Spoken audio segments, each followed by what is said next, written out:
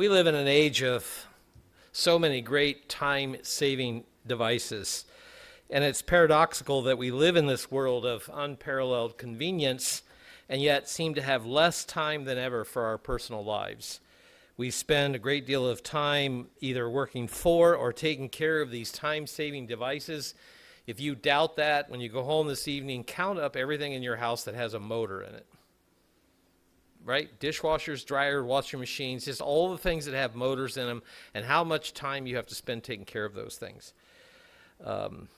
But time is a precious commodity, even though it fleets away. I'll come back to that thought, because of the pace of business or life around us. But what is time? It's one of those interesting enigmas that if you want to try to pin it down, it's really hard to define on a human level, because it's something we can't touch, we can't really deal with any of our other senses, right? We can't see it, feel it, taste it, hear it, touch it. There's no way to analyze it on that level. We can't stop it. We can capture brief moments of it in photos or videos, but it marches on. In spite of our best efforts to fight the effect, eyesight will dim no matter how much we refuse to admit that it does. Our hair will continue to gray no matter how much coloring are used or how little of it we have left. Hearing fades no matter how much we insist our mind was somewhere else. And we constantly are reminded of this passing of time because so many of us live by clock, right? By time, measuring time. We have to be at work by a certain time. We have to work a certain number of hours so we can have money to buy all those great time-saving devices or provide for our needs. We have clocks all around us, on our wrists, in our cars, driving down the street, signs along the way, calendars of all kinds, more electronic now than ever, or even our ever-present cell phone, reminding us of what time it is. But all too often, time becomes something cheap. Because we have all these conveniences, we can fritter it away very easily.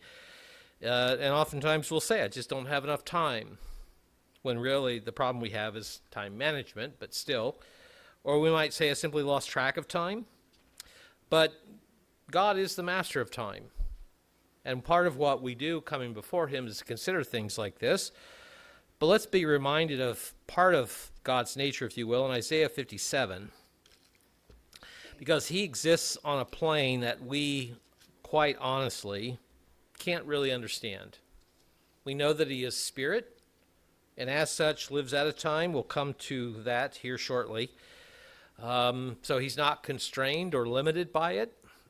It doesn't affect him in the way that it affects us. But Isaiah 57 and verse 15, we read here, it says, Thus says the high and lofty one, notice, who inhabits eternity, whose name is holy. I will dwell in the high and holy place with him who has a contrite and humble spirit, to revive the spirit of the humble and to revive the heart of the contrite ones, to dwell in eternity. That's part of what we picture, as we're reminded of even in the sermonette through the holy days. Right? We picture a time when we will live in eternity as he does, but for now we don't. In time, again, it's just one of those things that's just really weird. When you're doing things that you don't like, it seems to just drag out forever, doesn't it? And when you're really enjoying something, you turn around once and it's like, how many hours passed? In a flash. And so it doesn't even seem consistent at times. But coming back to this aspect of God's nature, have you ever stopped to consider that as creator of all things, that God created time as well? For instance, there are a couple of interesting sayings. I like collecting thoughts like this to ponder. Time is God's way of keeping everything from happening at once. Because it can't when there's physical time. It's just one of those things. However, before there was time, nothing was late. Right? If there wasn't time, we wouldn't be late for anything. And also, in the great cosmic scheme of things, everything is on time. But as I said, time is certainly different for God than it is for us, because he's spirit. He's not limited by those physical things. And we ponder that and can't really wrap our heads around it, because he even measures time differently than we do. We're not going to turn there, but in 2 Peter 3:8, probably most of you are familiar with this verse, where it talks about 1,000 years being as a day to God. I don't even think that's completely accurate. It's just trying to capture the thought of how differently he views time, if you will. And yet, almost paradoxically, time is important to God. Sabbath day, the holy days, the Jubilee, the sacrificial laws, all of that instruction revolves around aspects of time, particular days, number of hours, whether it's a day or whether it's a week like Feast of Tabernacles, whether it's a year like the Jubilee, whether it's every 70 years, things of this nature, which means that time is especially important to God when it involves how we worship him and what he considers to be holy, because that time then becomes sacred. So today that's what I'm going to talk about. Time from God's perspective, specifically sacred time, but even more specifically as it relates to the Sabbath day. And so my sermon title today is simply Sabbath time. Let's go back and read the verses beginning of Genesis that were alluded to in the sermonette and consider this aspect of time as we see it being created. In Genesis 1 and verse 1, to read it more accurately here, it should be, in beginning, God created the heavens and the earth. To begin this plan of salvation, all that he was going to accomplish, he begins this creation, and the earth was without form and void. It was in a chaotic state. So he's reshaping it here. It says, the Spirit of God was hovering over the face of the waters. Then God said, let there be light, and there was light. And God saw the light, and it was good. And God divided the light from the darkness. Verse 5, and God called the light day, and the darkness he called night, and the evening and the morning were the first day, as it was measured that way.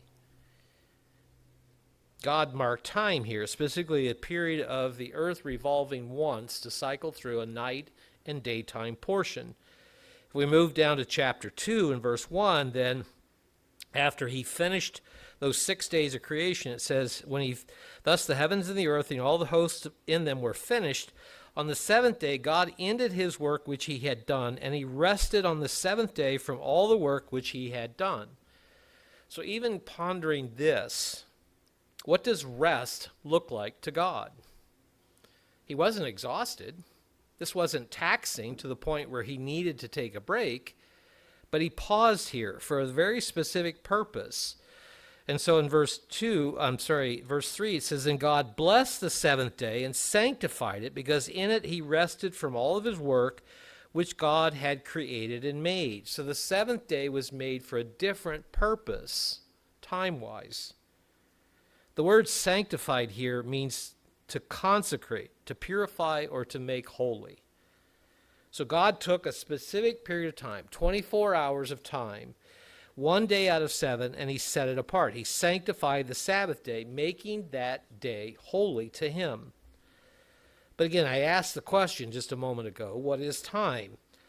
And technically speaking, time for us humanly, physically, is simply moving through space. We don't tend to think of it that way, but it is, right? And we measure that time. But even if we do nothing, time still passes, doesn't it? Because we're still moving through space. The earth rotates, it cycles the sun, but even the sun is moving within the galaxy. And so we're still involved in this movement through space, and that's what we call time. And so we measure it as hours, even less minutes and seconds. We measure weeks, we measure months, years, and so forth. But that also then begs the question, just because God set that time apart, then why is it holy? Well, again, you can write this down in Exodus 3 and verse 1. We have the classic event, story if you will, of Moses as God began to work with him after he had fled from Egypt. He's shepherding sheep, and as sheep are wont to do, some got lost. They wandered off thinking there's better plants over here, colder water over there, whatever. And Moses sees this burning bush, but it's not being consumed. And so being a good man, he wants to go check this out, right? Fire not burning, got to see. And so he does, and what does God say to him? Take your shoes off. Why? It's holy ground. What made it holy? If Moses was not there, would it have still been holy? In that moment, yes, because God was there. When Moses left and then God left, was that bush still holy? No longer. And this as an aside, this is why we don't worship relics, right? Those things are meaningless when it comes to worshiping God. But nonetheless, something is holy if God lives in us, in it. That was the case with the burning bush. And specifically, it's the case with the Sabbath day. God lives in that day. It says he rested in it and he sanctified it. He's a part of that day like he's not unlike the other days, I should say. Right? He's still creator. He's still sustainer. He still maintains these things. But he's in it differently in that day. And let's look next at Mark 2 to consider some of why this is the case. Mark chapter 2 and in verse 23, Christ was regularly condemned by the Jewish leadership for things they thought he should not be doing on the Sabbath day. And we'll get to that in this message, how to consider the things that we should or should not do in this day. But they had made a checklist. And the problem with checklists is the same the problem you have with making policy. Right? So I'm on the Council of Elders. That's one of the things we do, is establish policy. What's the problem with a policy? There's always an exception. But if you make the policy, then there's no exception. Right? So in Mark 2 and verse 23, Christ tries to explain to them the value of the Sabbath and what they're missing. And he says here, now it happened as he went through the grain fields in the Sabbath, and as they went, the disciples began to pluck the heads of grain. So as a boy, it was a different world back then. In the summertime, my parents never knew where we were, right? Unless we got into trouble. And then they knew before we got home. But we would just go exploring, right? We would check out the creeks. We would turn over the rocks. We'd catch the crawdads. We'd do all kinds of things. Just wander the woods, whatever it happened to be. And sometimes just going through a field, you could stick your hand out, the tall grass as you walk through, and your hand would basically gather all the grass seed in your hand. That's what I picture them doing here. They're just walking along a field, and they happen to just strain this out, if you will. And if you take wheat and you rub it between your hands, you break the husk. If you lightly blow it, all that blows away. You're left with the grain head. And you can just eat it as a snack, which is what they're doing. That was considered work by the Jewish policies of the day, right? They are regulations. You can't do that. And so that's why they say in verse 24, look, why do they do what is not lawful on the Sabbath? What law? Their law, not God's law, their law. So he says to them, have you never read what David did when he was in need and hungry, and he rose with those with him, went to the house of God in the day of Abiathar, the high priest, and ate the showbread. So the showbread was for the priests. Was David a priest? No, he was of the tribe of Judah. He was not to eat this, so how could he eat this? Well, there's a longer discourse there, but the short of it was also the time when they exchanged out the old showbread for the new showbread. Normally the priests would eat that. In this case, Abiathar gave it to David. There's nothing wrong with that. It was not common, but still he makes the point here, Christ does. So what was the problem with this? It was not lawful to eat except for the priests, who also gave some those that were with him. And so he said to them, the Sabbath was made for man, not man for the Sabbath, right? If man was made for the Sabbath, then there has to be regulations as to how it's used. But they had it backwards. The Sabbath was made for man, not man for the Sabbath. And so it should serve man, not man serve the Sabbath. That's what they're missing here. So then he says, as a conclusion here, therefore the Son of Man is also Lord of the Sabbath. And the word Lord here is an interesting word because it literally means to be the controller or the master of it, right? I own it, right? I'm Lord of my house. I'm Lord of my car. I'm Lord of the things I own, right? Because I can control those things. They're mine to control. God gave mankind the Sabbath but it still is controlled by him, which means he decides, right? It's his to say how it's used.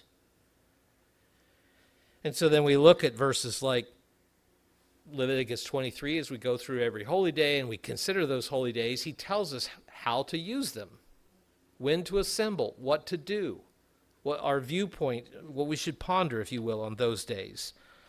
But let's go next to Exodus 20. As we consider in the commandments, the 10 commandments, God's instruction through Moses regarding this day, the Sabbath day. And it's interesting to note that this commandment has the most discourse around it. And so in Exodus 20, beginning in verse 8, God says through Moses, remember the Sabbath day to keep it holy. Remember that you need to keep it holy. He continues in verse 9, 6 days you shall labor and do all your work. And some have misconstrued this saying you have to work every day, right? You can't rest, which is just a ridiculous position, right? We'll come back to that thought here in a little bit too. Verse 10, he says, but you have 6 days to do those things, but the seventh day is the Sabbath of the eternal your God. In it you shall do no work, you nor your son, nor your daughter, your male servant, your maid servant, female servant, your cattle, your stranger within your gates, right? Nobody is to do anything. For in 6 days the Eternal made the heavens and the earth. We looked at that in Genesis 1. The sea and all that is in them, and rested the seventh day. Therefore the Eternal blessed the seventh day and hallowed it, made it holy. So to go back up to verse 9, where it talks about you shall labor and do all your work. The word work there literally means your occupation, what you do business doing, right? Whatever it is that you do. And so we're to not do those things. So if you remember the account of the man as Israel began their exodus and they began their wanderings, there was a man after Israel's told, do not work on the Sabbath day, that he went out to gather sticks, right? What was the problem with that? Was the problem gathering sticks? The problem was not gathering sticks. The problem was the quantity of sticks he was gathering, right? He was doing more than was necessary. The indication is that he was doing it for work. And that was the problem that God had with it and why he was made to be an example. But I'm speaking to the choir here, aren't I? Those that are listening. We're here on the Sabbath day because we've proven to ourselves this is a day to be kept. I'm not going down that doctrinal path to prove this. We're going to look at some other things as we progress here, because I see at times a tendency to miss some things as we progress because we become comfortable. It's just a human tendency. As we become comfortable, we drift and we get off course if we're not careful. Because when was the last time we collectively and individually sort of took a step back to remind ourselves of what it means to not only keep the Sabbath, but to keep it holy? Is the Sabbath, and by extension then all of God's holy days, sacred to us, set apart, consecrated for a different purpose? If we continue here in Exodus, moving to chapter 31, Exodus 31 and verse 13 we will begin here. God again here is talking about things regarding the Sabbath that Moses is to speak to the nation. And so he says, speak also to the children of Israel, saying, surely my Sabbaths you shall keep. Now in the Hebrew, the word there is singular. Surely my Sabbath you shall keep. But the translators understand that he's talking inclusively here, right? The holy days are a Sabbath as well, and the weekly Sabbath. So he said, my Sabbaths you shall keep. Notice why. For it is a sign between me and you throughout your generations, that you may know that I am the Eternal who sanctifies you. Now, oftentimes we think of this sign being to the world, and it can be. But what is the more important aspect of this sign? It's a reminder to us. The reminder to us that we remember that it is God who sanctifies us. That's the sign we need to remember. Verse 14, you shall keep the Sabbath, therefore, for it is holy to you. Everyone who profanes it shall surely be put to death, for whoever does for any who does any work on it, that person shall be cut off from among his people. Work shall be done for 6 days, but the seventh is the Sabbath of rest, holy to the eternal. Whoever does any work on the Sabbath day, he shall surely be put to death. Therefore the children of Israel shall keep the Sabbath, to observe the Sabbath throughout their generations as a perpetual covenant. Perpetual means never ending, doesn't it? So when did it end? That we now can keep a separate day, or not keep a day at all. If that's the case, then God simply lied here, didn't he? But God doesn't lie. We're reminded of that. We have confidence and hope in that. And so he says, it's forever, to always do this. Verse 17, it is a sign, notice, between me and the children of Israel, between me and them, me and you, to make it more personal. It is a sign, he says, to be reminded, for in 6 days the Eternal made the heavens and the earth, and on the seventh day he rested and was refreshed. I would go so far as to say the primary meaning for the Sabbath day is so that we have our relationship with God. Without that regular connection, it begins to drift. This is also why we read in Hebrews, we're not to forsake the assembly. It's not just that we're commanded to be here. It's why would you not want to be when you're invited to continue in that relationship? By extension, then, if we don't keep the Sabbath day holy, if it's not sacred, then what does it become? Just another day. And for many, that is the case. But let's also notice in Ezekiel 22, part of what we're to understand through all of the things that God asks us to do. Sabbath day, certainly, but everything. But let's consider this in light of the Sabbath day. Ezekiel 22, and in verse 26, God says this through Ezekiel. Her priests, speaking to Israel, have violated my law and profaned my holy things. They profaned the temple, didn't they? By watering down the instruction. They profaned what God intended in the marriage relationship. They profaned even how they brought offerings to him. They didn't bring things of value, things consecrated in the right way. They brought basically leftovers, if they brought anything. They worshiped foreign gods, didn't they? That God was just one other God to appease. And so they had profaned many of these things, but certainly the Sabbath day. They were doing business on the Sabbath day. They had shops set up, markets. They would buy and sell and do these things. And so he says they've not distinguished these things between the holy and the unholy, nor have they made known the difference between the unclean and clean, and they have hidden their eyes from my Sabbaths, so that I am profaned among them. By not remembering the sign, by not continuing to see that time as holy, then they made it common, if you will. What does common mean? It's just what you do, right? There's no special meaning. I suspect most of you are this way as well. I have certain clothes that I only wear when I come here, right? These are my work clothes. If I'm doing work at home, though, I don't wear these clothes. I'm going to destroy them, right? I'm going to get paint on them. I'm going to grind stains into them, grass or oil or whatever I'm working on. But I have clothes that I don't care about, right? I bought them specifically to use them up, right? And this is not a disconnect, if you will, in terms of how God wants us to view these things. Do we respect the time that he's given us today, every week, to come before him? Because again, Israel had lost this point. And human nature being what it is, it's easy to do. Because part of continuing to do the instruction is to be reminded. If we're not reminded, then we begin to come up with our own things and we drift. So how would it be possible to make the Sabbath common? What sort of things might we do? Well, something as simple as doing chores. Going back to Exodus 20, right? We have 6 days to do the things we need to do to take care of us. Take care of our things, our families, and so forth. So why would we want to do chores? Maybe we decide, I forgot to run that load of laundry. And so Sabbath morning, it's not going to be a big deal, right? I just throw it in, put the soap in it, start it. I'm not doing anything. The machine is. But we're still thinking about it, aren't we? Because when it ends, if we have the beep on or not, we have to go get the load, put it in the dryer, because we don't want to leave it in there, because then we'd have to wash it again.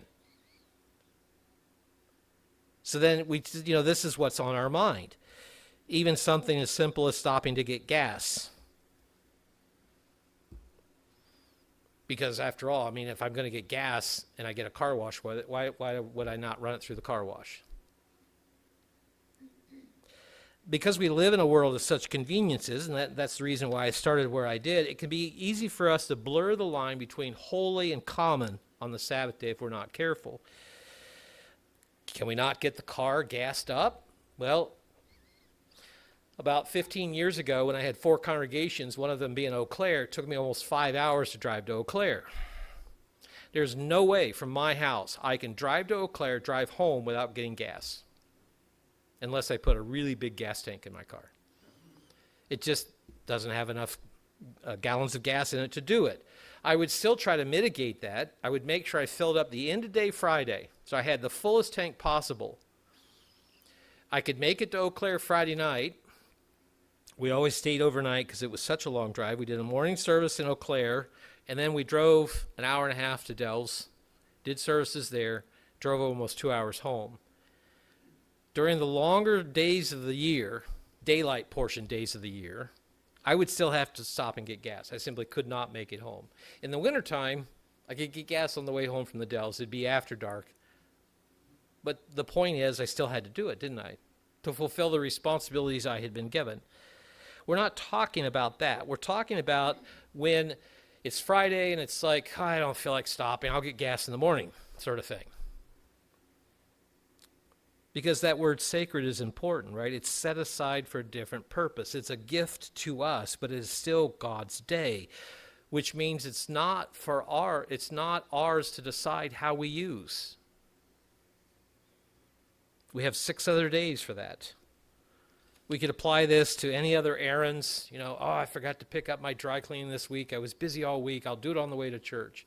Something as simple as that seems like it's innocuous, but if we find ourselves doing these things on a regular basis, then we're not considering the holiness, are we? What about shopping? I ran out of milk. I need to go. Well, I'm here. I might as well get some bread. And I need some eggs. And pretty soon you walk out with a couple bags of stuff, right? Can we just not wait and go do it after sundown or Sunday morning or whatever? I've even known of families who say Friday night is our movie night. What? Yes, that's our time to relax as a family, so we watch a movie. But you're not focused on God, are you? You're watching some action adventure or drama or whatever it happens to be. You're being distracted, right? That's not sacredness. I can watch a movie any day of the week. And I simply highlight these as illustrations to show how easy it can be to sort of compromise. To say, well, it's not a big deal, when it is a big deal. Remember what we read here. God says that if someone profanes my Sabbath, they should be killed. This is how important it is to God, how valuable it is, because the Sabbath day shows us his holiness. And we'll come back to that thought because it is a really important one as we progress here. But I can't make it holy, but I can prepare to be with God in his holiness. There was even a disconnect within my extended family. This goes back a number of years when my oldest niece got married. And of course she planned the wedding on the Sabbath because it's just, they're not thinking about us, right? So that's the day of the week that is sort of convenient for most people. My father told my brother that he would not be there for the wedding. My brother knew he went to church every Saturday. But my dad did say, I will come afterwards and be at the reception. That was not good enough. My brother saw that as a slight, even though he knew this was the thing. But in my dad's mind, he was not going to compromise coming before God to worship him through a wedding. And unfortunately, it did cause contention the rest of my dad's life with him, which is a really sad thing. But nonetheless, I think my dad was blessed for that. I saw things in his life that he was blessed for. And not just that, the consistency, if you will. But the fact of the matter is, it does come down to sort of us, if you will, deciding. Because I could try to give you a list, but what would it mean, right? It's just my list. Because there are times that we might need to make, if you will, a decision that might not fit the day. For instance, what if suddenly your child gets very, very sick Friday night? You need to take him to the hospital. Would you not take him to the hospital because it's the Sabbath day? So how do you make that distinction? Well, in my family growing up, I liked the principle that my parents taught me. And the principle was, is it an ox in the ditch? So you can go back to the Pentateuch, and we'll even read a verse here in a moment. If you want to turn to Luke 14, we'll get there. But the principle is, if it's an exception, an emergency sort of thing, right? On the Sabbaths that I can gas up, knowing that that will take me through the Sabbath, I try to do that every week. But as I mentioned, when I was traveling to Eau Claire, there were weeks where that simply couldn't be the case, right? That was necessary. It was an exception, if you will, in the responsibilities I had been given. But I can pick up dry cleaning other days, can't I? I can go get groceries other days, can't I? I can watch movies. I can do these other things. We're talking about true emergencies. That's the ox in the ditch principle. The ox fell in the ditch. Well, let's just go there, because that's what Christ talks about in Luke 14. And you have to understand in the context, too, this is not just a random animal. I'll come back to that, but let's read the verse. Luke 14, verse 5. Christ here says to them, which of you, because, let me back up and set the context. Christ had healed a man on the Sabbath day. I would find that ecstatic. If somebody came to me, asked to be anointed, I did the anointing, and this has happened, God heals them in the moment. That sends chills up my neck, right? To see God work that way. And why, especially on the Sabbath, why would you not want to celebrate that? A day of release with someone being released. But they were again chiding him for this. And so then he says in verse 5, which of you, having a donkey or an ox that has fallen in a pit, will not immediately pull him out on the Sabbath day? Now you could say, what a stupid animal. I'm going to let him suffer. I'll come back at the end of the day. But a donkey or an ox would be the equivalent of a car to us, right? This is how you got around. This is how you got your goods to market. This is how you worked your fields. This is how you transported things. This was not some small thing, right? And he says, you would go take care of it, wouldn't you? And you go back to the Pentateuch again, and God absolutely gave, if you will, those exemptions. But you can't put the ox in the ditch, right? I want to do this, and so you push him over, or you find a reason to go do it. That's not an emergency. So we have to be careful, and that's where it comes down to, we have to pay attention, right? This is part of us being judged. Are we applying God's instruction properly to consider, well, what does make this Sabbath day holy? We even see this again in chapter 13, across the page or so, depending on your Bible. Luke 13, verse 10. And again here, he's being condemned. And in verse 10, Luke 13, it says, he was teaching in one of the synagogues in the Sabbath, and there was a woman who had a spirit of an infirmity 18 years. She was bent over and could no way raise herself up. But when Jesus saw her, he called her to him, and he said to her, woman, you are loosed from your infirmities. What day is this? Sabbath day, right? He's teaching in the synagogue, right? He's preaching from God's word. He sees this woman probably in a great deal of pain, if not just discomfort, but for 18 years. He has mercy on her, and he says, you're healed. So he lays his hands on her. Immediately she was made straight. She glorified God. And it'd be a sad thing if she didn't. But if you had an infirmity for 18 years and God suddenly healed you, you would be ecstatic, wouldn't you? But it says the ruler of the synagogue answered with indignation because Jesus had healed on the Sabbath. Why was he upset at that? Because again, this is considered work. Healing is work. You're doing something. They don't see the bigger picture of the relationship with God. So he condemns him here with indignation because Jesus had healed on the Sabbath. And so he, the ruler, says to the crowd, there are 6 days on which men should work. I mean, get your mind around this. Are you kidding me? Basically, he's saying, do it another day. Therefore, come and be healed on them and not on the Sabbath day. So I come back then to the thought, do our actions reinforce the sacredness of the Sabbath, or do they weaken it, making it as common as the other 6 days? This man thought what Christ did made it common. But again, I can only imagine how she felt after 18 years. That probably made that Sabbath and all other Sabbaths that much more meaningful to her. So again, we could go through a list. Is it okay to go to a park on the Sabbath? Maybe. As long as it's occasional and it doesn't become, sort of a picnic playtime. But I mean, to sit at a park bench and ponder the creation, ponder a message that was given earlier, or to just have some quiet time, that's not wrong. That maybe can even be a highlight of the week, right? Time away from the noise of the world or your neighborhood, depending on where you're living. Shortly after Roxanne and I were married, we moved to California to continue at Ambassador College. Our apartment was not even a block off the freeway. The noise was constant, right? They had walls, but you could still hear the noise. And so to go someplace quiet, I would understand that. I've talked about putting gas in your car, common things like that. So for me, the principle is the things that to do on the Sabbath that are okay either enhance or reinforce the holiness of the day.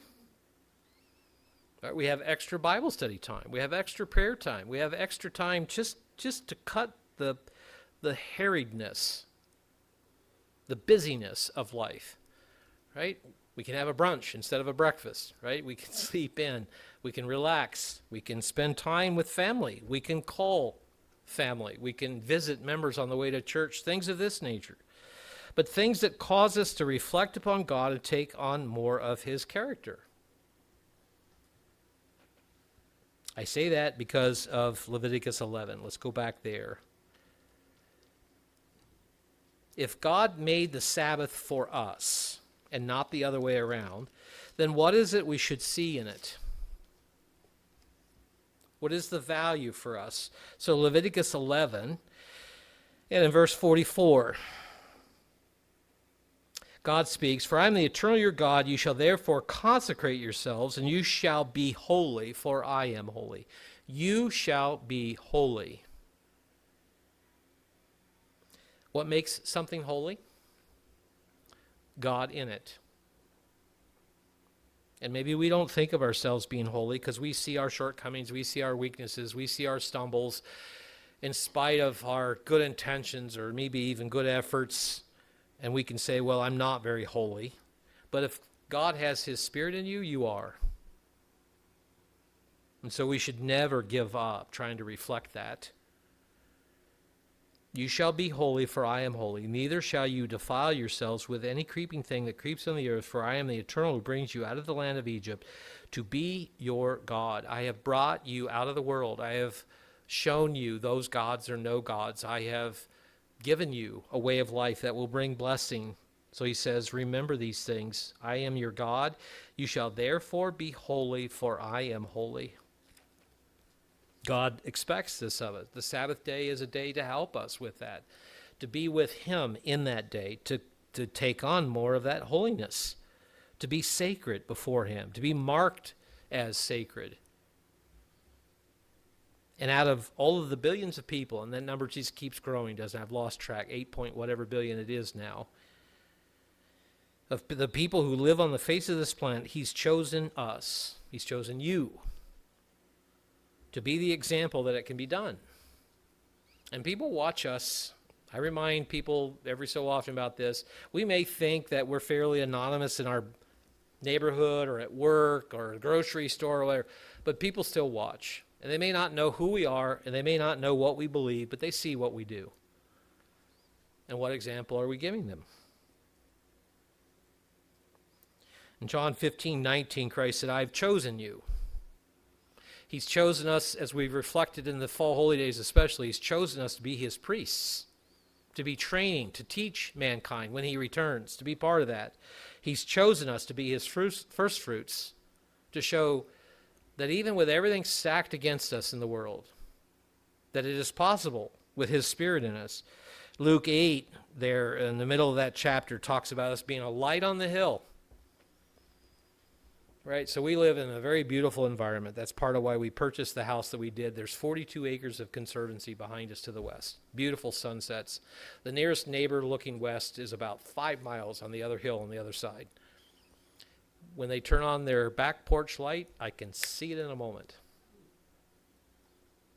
It's probably a 60 or a 40 watt bulb. It's probably not very bright. But as soon as they turn that switch, I can see it. Are we like that to the world? Especially on the Sabbath day. But let's look at Romans 12, and we'll begin to wrap things up here. In Romans 12, we're reminded that part of the reason, the value, the purpose of the Sabbath day and what God has given us is that we're to come out of the world, as we just read. In Romans 12 and verse 1, Paul says, I beseech you, I'm begging you, brethren, by the mercies of God, that you present your bodies a living sacrifice. Right? I won't use the language, but I really appreciate George Patton's statement in World War II. You do not die for your country. You let the other guy do that. Right? To be a living sacrifice is what God wants for us. He doesn't want us to die learning these things. He wants us to live in them. Right? And there are sacrifices. Right? There are ball games I'm not going to go to. There are dances. You're in high school. This is some of my brothers lament, right? Can't go do sports, can't go do the dances, the activities. Yeah, you're going to give those things up. But I've traveled more than the rest of my family put together, with the exception of my brother Ed. My oldest brother didn't even leave the state of Ohio until he retired.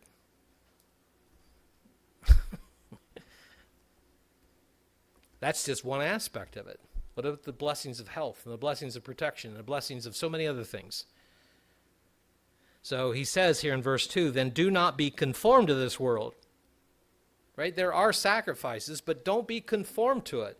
And even that's challenging, isn't it? Because as my grandfather said, any dead fish can go downstream. No effort needed. The challenge is going upstream, isn't it? Going against the culture. Don't be conformed to this world, but be transformed. And that, I love that word because in the Greek, it's the word we get metamorphosis from. And metamorphosis is not just a change. It's completely different. Right? The caterpillar becomes the butterfly. There is nothing in common between those two. Every cell changes. So he says, be transformed by the renewing of your mind that you may prove what is that good and acceptable and perfect will of God. We have opportunity to do that whenever. We have access to the throne of God through Jesus Christ whenever we need it. But especially on the Sabbath day, do we see the sacredness and the holiness and the opportunity provided in this day to not be conformed, to learn why it's not going to work, why we should follow God's instruction, why that will work, and what will come from it when we do.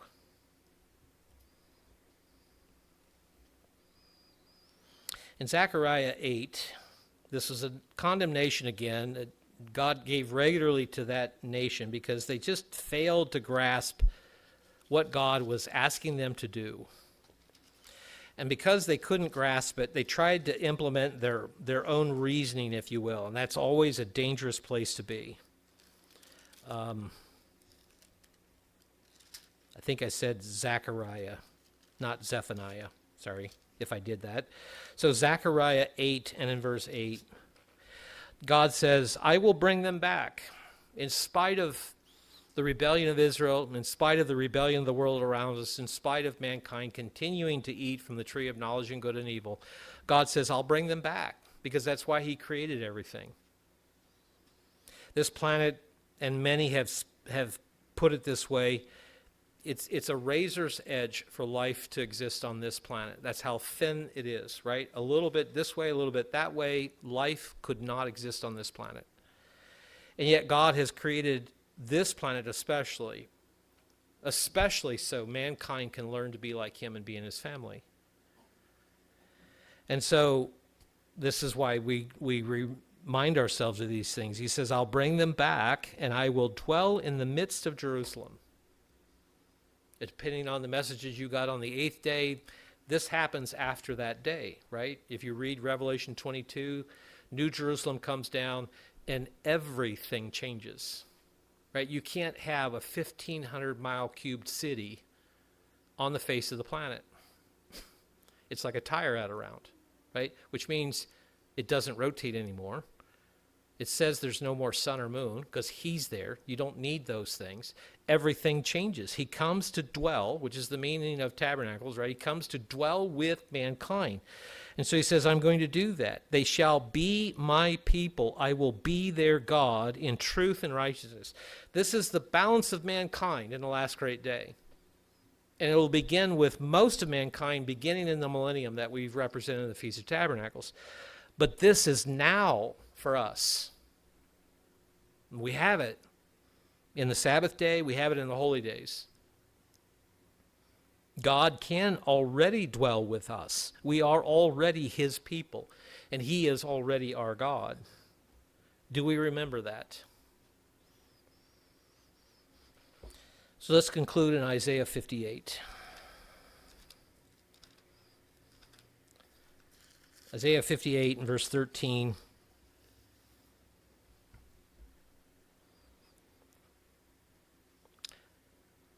God starts in this chapter of reminding Israel what fasting was supposed to be for. They had made it a badge of righteousness, but they were essentially just doing without food, thinking that obligated God to do other things.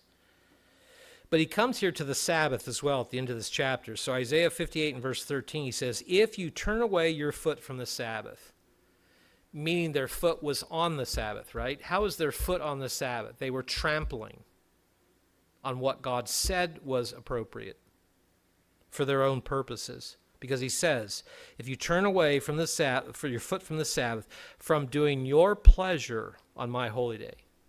So God is not opposed to us feeling good, having joy, doing fun things. But on the Sabbath day, that should reflect him. Whatever that is, right? To do his pleasure, not our pleasure. And call the Sabbath a delight, to even look forward to it. And it may sound odd because of my responsibility, but the Sabbath is even different for me. Right? I'm doing work in the week leading up to this. I'm sending out prayer requests. I'm creating or writing a Sabbath thought to help sort of start the day, the evening right. I'm preparing a message, Bible study or whatever. There's work that's involved.